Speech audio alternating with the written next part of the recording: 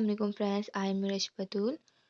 और इस वीडियो में हम जो रिमेनिंग क्वेश्चन थे chapter number 10 properties of matter के हम वो कंप्लीट करेंगे। तो हम अपना 10.5 से स्टार्ट करते हैं। हमारे पास क्वेश्चन है कि block of mass 92 kg and volume of this जो है वो 0.031 मीटर क्यूब है, lies at the bottom of the sea. एक ब्लॉक है इसका मास 92 kg का है और वो बिल्कुल बॉटम समंदर के बिल्कुल नीचे की तरफ है और उसका वॉल्यूम है 0.031 metre cube. How much force is needed to lift it. कितनी फोर्स चाहिए होगी इसको उठाने के लिए, लिफ्ट करने के लिए। तो टेक 1.0310 की किलोग्राम पर मीटर क्यूब जो कि डेंसिटी ऑफ सी वाटर है। अब मैं आपको ज़रा फिगर से समझाती हूँ। सपोज करें कि ये सी है, ठीक है, और इसके बिल्कुल बॉटम पे हमारे पास ब्लॉक है जिसका वजन 92 है और वॉल्यूम ये पूरा कंप्लीट जिसका वॉल्यूम है 0.031 है। अब जो हमसे ये कहा जा रहा है कि हम इसको उठाने के लिए, कैरी करने के लिए कोई फोर्स अप्लाई करनी होगी, कितनी चाहिए होगी। तो उससे पहले हमें ये चीज़ समझना होगा कि जब एक चीज़ वाटर के अंदर होगी और जब उसको हम कैरी करना शुरू करेंगे तो ऑब्वियसली वाटर के मॉलिक्यूल्स भी उस चीज़ के ऊपर फोर्स अप्लाई करते हैं।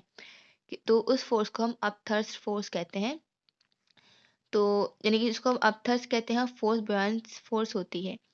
तो यानी कि हमें इस चीज़ को बिल्कुल ख्याल रखते हुए इस पे देखना है कि कितनी फ़ोर्स हमने अप्लाई करनी है और कितनी फ़ोर्स हमारा वाटर इस पे अप्लाई कर रहा होगा। तो उसी हिसाब से यकीनन जब वाटर के मॉलिक्यूल्स भी जब इस पे फ़ोर्स अप्लाई कर रहे होंगे तो बिल्कुल जो है हमें इस पे यकीनन कम फ़ोर्स अप्लाई करनी पड़ेगी। तो अब हम अपना डेटा बना लेते हैं यहाँ पर।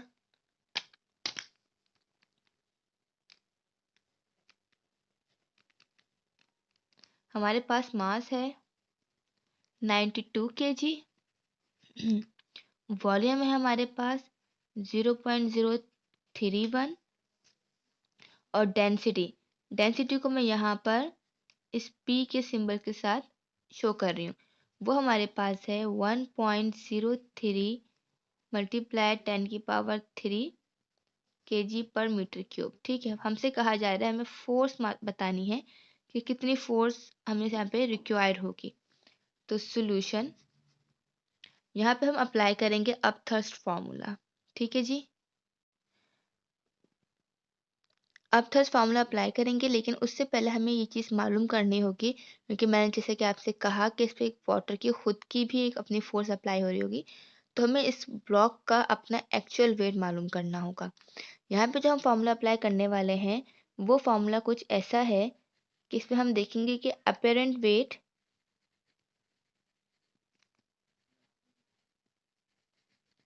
को हम एक्चुअल जो कि हम जानते हैं, ये हमें बात पता है कि फोर्स हमेशा बराबर होती है वेट के।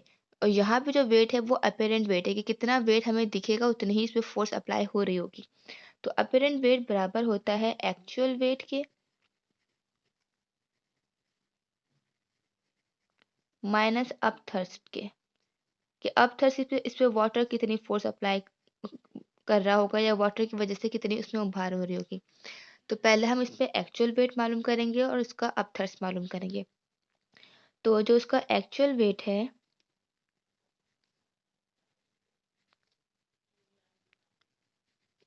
दैट्स मीन डब्ल्यू, ये बात हमें पता है कि डब्ल्यू बराबर होता है एम जी के, उसके मास के और जितनी ग्रेविटी लग रही होगी। तो मास हमारे पास 92 है, ग्रेविटी हमारे पास 9.8 है। जब इसको हमने मल्टीप्लाई किया तो हमारे पास 901.6 न्यूटन आ गया यहाँ पर। अब हम यहाँ पे सेकंड जो कि है अपथर्स्ट मालूम कर लेते हैं।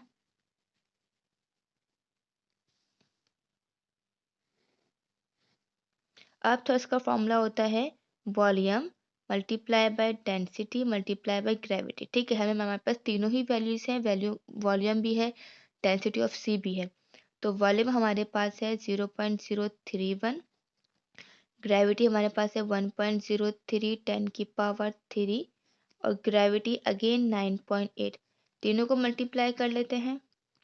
0.031 मल्टीप्लाई बाय 1.03 10 की power 3 multiplied by 9.8. So we got upthrust value 312.9। Okay जी, अब क्योंकि हम लोगों को अपेरेंट वेट मालूम करना है, दैट्स में हमें फोर्स मालूम करनी है।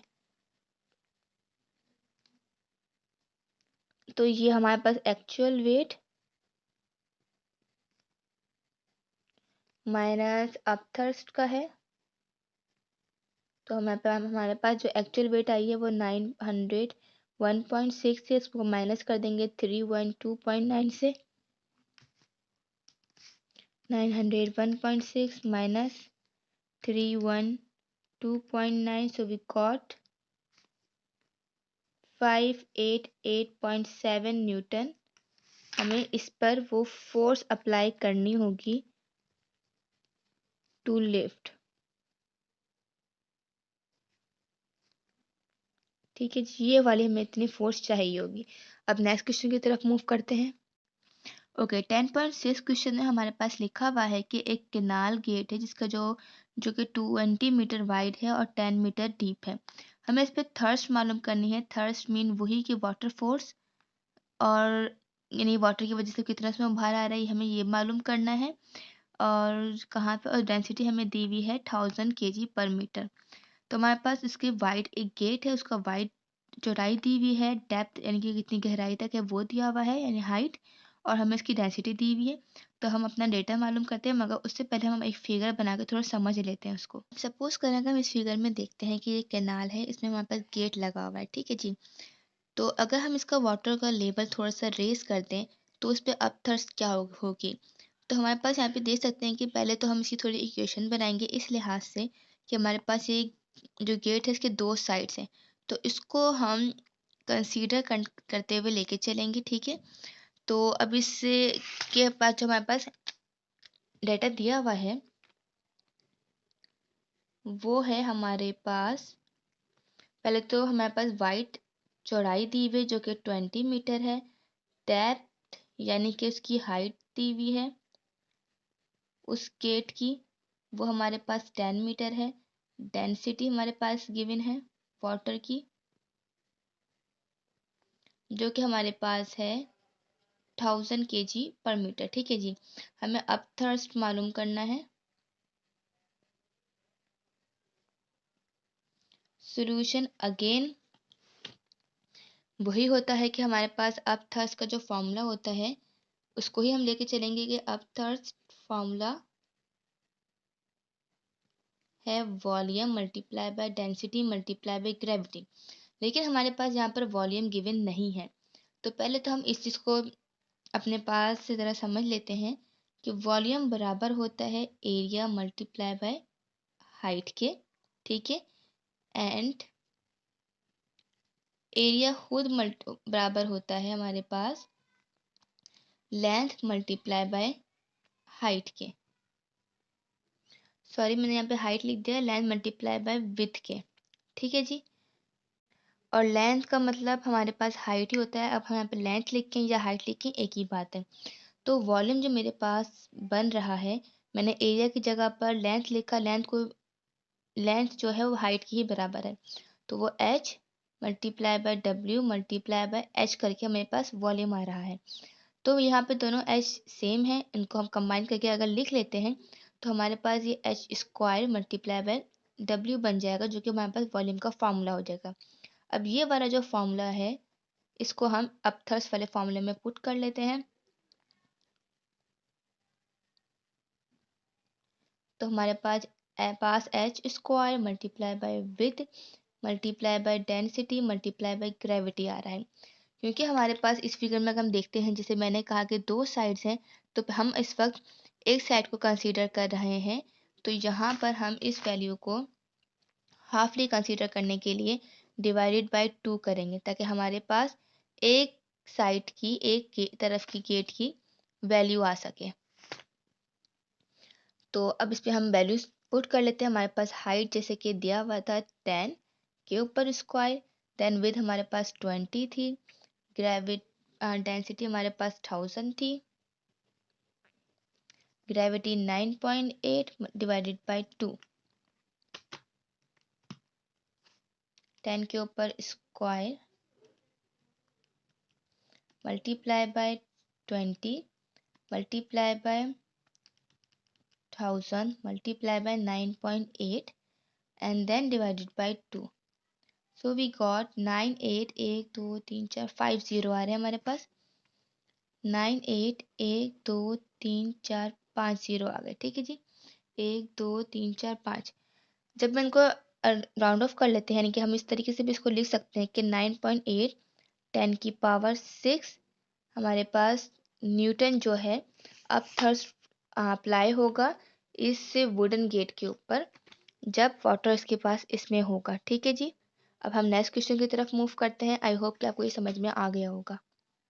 इसमें हमने जस्ट अपथर्स का फॉर्मूला लिखा, हमारे पास वॉल्यूम नहीं था तो हमने इस वॉल्यूम को थोड़ा सा अरेंज किया है। अब क्वेश्चन नंबर 7 की तरफ मूव करते हैं। ओके जी, इस क्वेश्चन में हमसे कहा जा रहा है कि एक सॉलिड बॉडी है जो कि फ्लोट कर रही है वाटर पर और उसका जो एक वॉल्यूम है 1/5 जो कि वर्ड यहाँ पे एक मिसिंग है 1/5 जो कि है सरफेस ऑफ द वाटर के ऊपर फ्लोट कर रहा है। तो कौन कितना फ्रैक्शन जो कि है कितना फ्रैक्शन में कितना हिस्सा उसी ऑब्जेक्ट का किसी दूसरे लिक्विड के अंदर फ्लोट करेगा जबकि उसकी स्पेसिफिक ग्रेविटी 1.60 होगी और वाटर की डेंसिटी हमने 1 ग्राम पर सेंटीमीटर क्यूब ली है। तो जरा इसको हम इस फिगर से समझते हैं।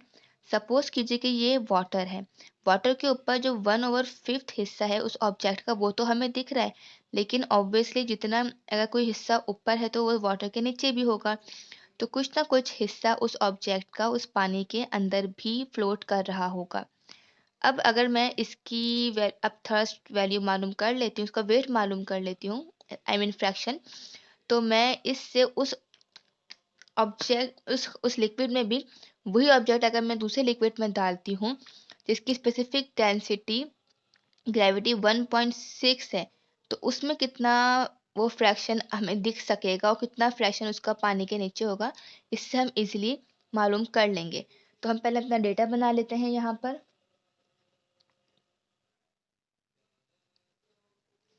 कि हमारे पास जो अबव वाटर पानी के जो ऊपर हम इसको हम देख सकते हैं जो फ्लोट कर रहा है वो 1/5 है। अगर पांच हिस्से हैं समझाने के लिए, उसमें से अगर एक पार्ट हमें अगर ऊपर की तरफ दिख रहा है उस ऑब्जेक्ट का, तो ऑब्वियसली मेरे पास जो 4 पार्ट्स हैं वो बिलो द वाटर होंगे। बिलो वाटर जो फिर फ्लोटिंग हो रही है उस ऑब्जेक्ट की वो 4:5 हो गया। देन हमारे पास specific gravity, that's mean specific gravity and density is the same thing, density of water मैंने यहाँ पे W लिख दिया है वाटर को शो करने के लिए। वो हमारे पास 1 है, 1 ग्राम पर सेंटीमीटर क्यूब है। और जो स्पेसिफिक ग्रेविटी है यानी कि डेंसिटी है दूसरे लिक्विड की, इसको हम P1 कह देते हैं, डेंसिटी ऑफ अदर लिक्विड,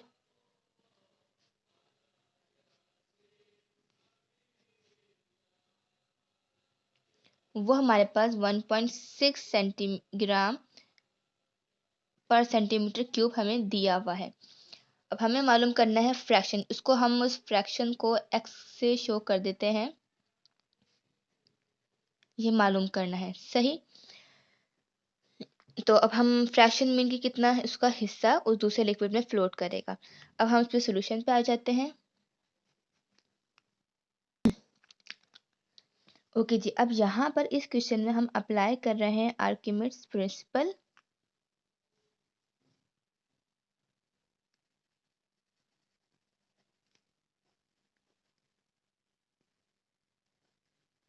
जिसके मतलब था जिनके मुताबिक जो वेट 2 था यानी कि ऑब्जेक्ट वेट 2 वो बराबर था वेट 1 के।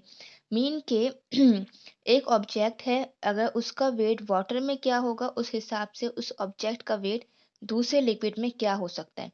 तो ऑब्जेक्ट तो हमारे पास एक ही है, वही हमारे पास सॉलिड बॉडी है, तो उसको हम ये दो लिक्विड में कंपेयर कर रहे हैं तो उसको हमें W1 और W2 के साथ रिजेंबल कर रहे कंपेयर कर रहे हैं। ठीक है जी, W2 हमारे पास लिक्विड है, यहाँ पर W2 फॉर द लिक्विड के लिए हम यूज़ कर रहे हैं और W1 हम यूज़ कर रहे हैं वाटर के लिए।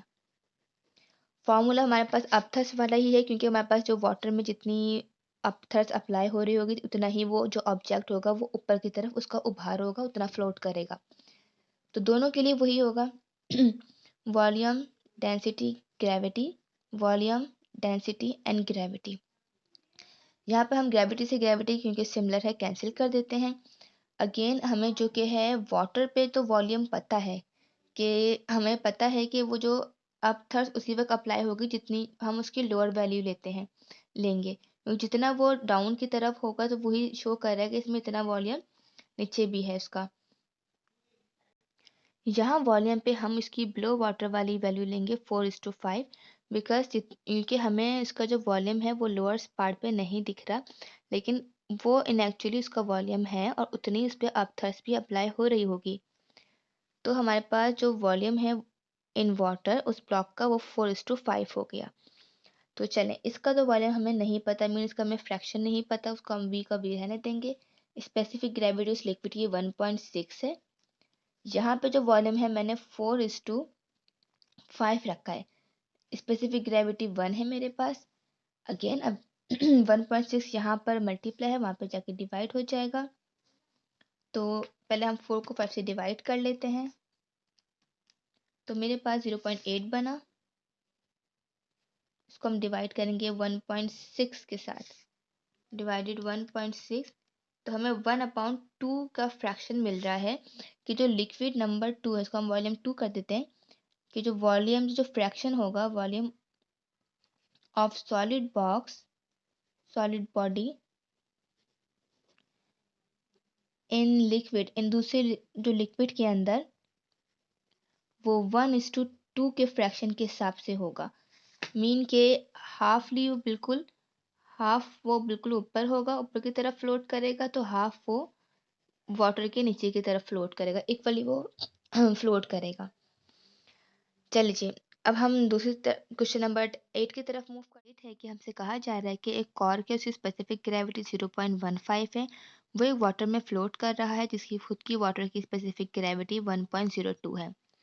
अब जो हमारे पास जो कॉर्क है उसका 10 cc मीन के सेंटीमीटर क्यूब जो कि है वो वॉल्यूम सरफेस वाटर के सरफेस के ऊपर है। अब हमसे कहा जा रहा है कि हमें cork mass of the cork मालूम करना है। अब अगर हम इस तरह फिगर को देख लेते हैं तो हमें यहाँ पे दिख रहा है कि जो कॉर्क का अगर सपोज करें जो अबव वाला जो वॉल्यूम है वो 10 cc है, 10 सेंटीमीटर क्यूब है, तो ऑब्वियसली जो वाटर के ब्लो भी कोई ना कोई वॉल्यूम उस कॉर्क का फ्लोट कर रहा होगा।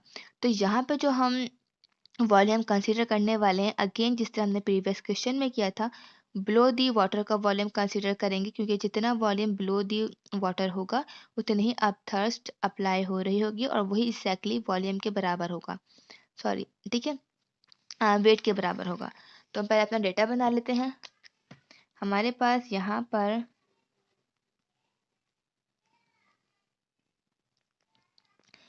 डेंसिटी ऑफ कॉर्क दिया हुआ है जो कि बराबर है 0.15 ग्राम पर सेंटीमीटर क्यूब के। फिर डेंसिटी ऑफ वाटर है जो कि हमारे पास 1.02 है। देन हमारे पास वॉल्यूम है just above the water, volume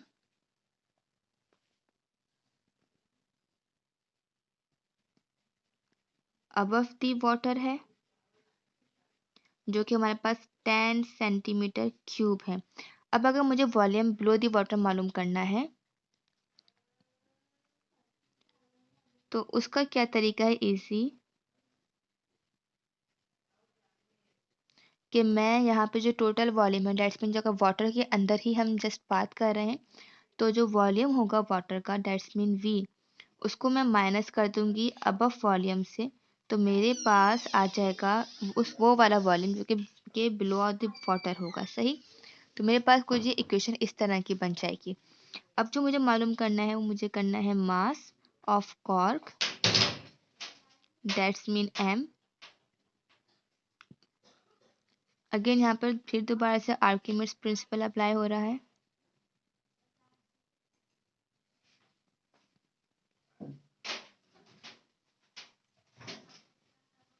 जो कि बराबर था W2 is equal to W1 के।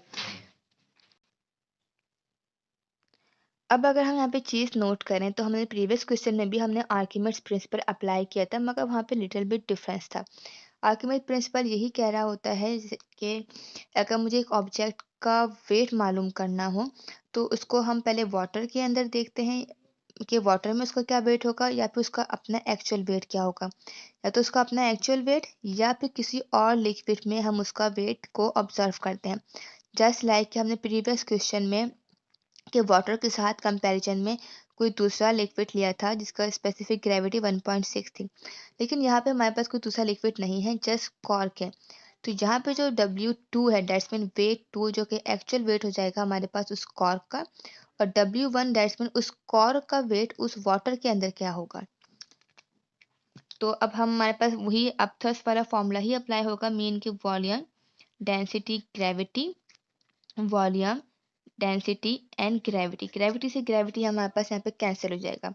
एग्जैक्ट वॉल्यूम जो कि है, अच्छा मैं यहाँ पे लिख देती हूँ कि ये W2 जो है जस्ट एक्चुअल कॉर्क है, और W1 जो कि है कॉर्क ही है बट इन वाटर है। तो वॉल्यूम मुझे एक्चुअल जो है कॉर्क का नहीं पता, तो उसको वो एग्जैक्टली वैसे ही रह जाएगा, बट डेंसिटी पता है जो कि हमारे पास है 0.15। वॉल्यूम जो कि मैंने कि वाटर के अंदर क्या उस कॉर्क का वॉल्यूम होगा वो हमने निकाला था बिलो दी वाटर करके कि V-10, वो हमारे पास हो गया V-10 करके। डेंसिटी मेरे पास जो कि है वाटर की वो है 1.02।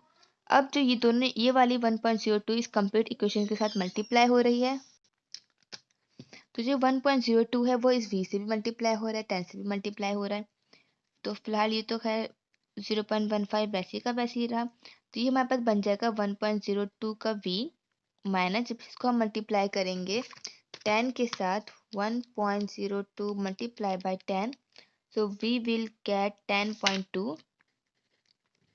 अब जो कि हमारे पास इसको हम देखते हैं कि जो हमारे पास 0.15 है 20 से मल्टीप्लाई हो रहा है, तो 0.15 V बन गया। ठीक है जी।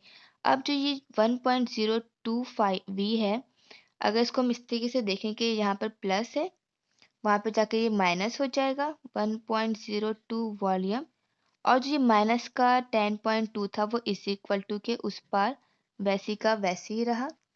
अब इन दोनों को हम सब्ट्रैक्ट कर लेते हैं, यानी कि 0.15 से हमने माइनस किया 1.02, तो हमारे पास आ रहा है माइनस का 0.87, माइनस का 0.87, और वॉल्यूम का जो V था वो वैसे का वैसे ही रहा।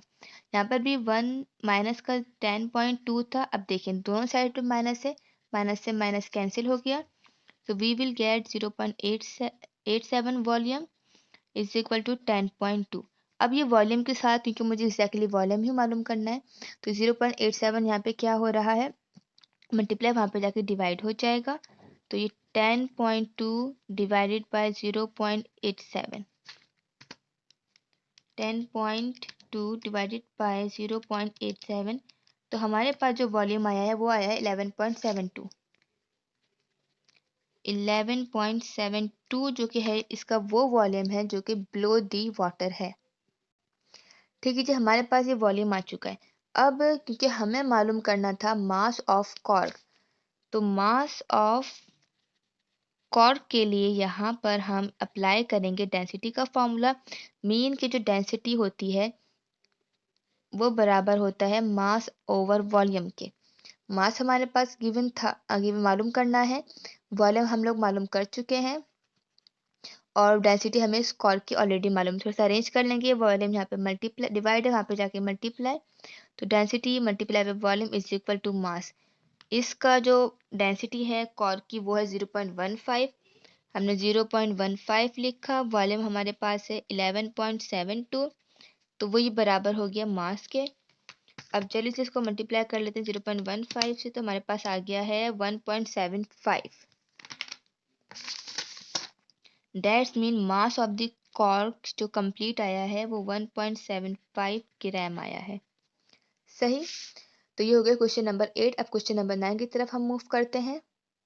तो ओके व्यूअर्स, जो क्वेश्चन नंबर 9 है और क्वेश्चन नंबर 10 थोड़ा सा लॉजिकल क्वेश्चन है, तो इंशाल्लाह वो मैं आप लोगों को नेक्स्ट वीडियो में समझाऊंगी, क्योंकि उसमें थोड़े से कॉन्सेप्चुअल चीज़ें हैं। आई होप कि आप लोगों को ये वीडियो पसंद आई होगी। अगर किसी किस्म की कोई भी प्रॉब्लम हो या कहीं पे कहीं आपको पॉइंट समझ में ना आया हो, तो you can ask in comment box. And if you think that this video is useful, तो प्लीज़ शेयर करें अपने फ्रेंड्स के साथ। एंड अपना बहुत सारा ख्याल रखिएगा। Take care. अल्लाह हाफिज़।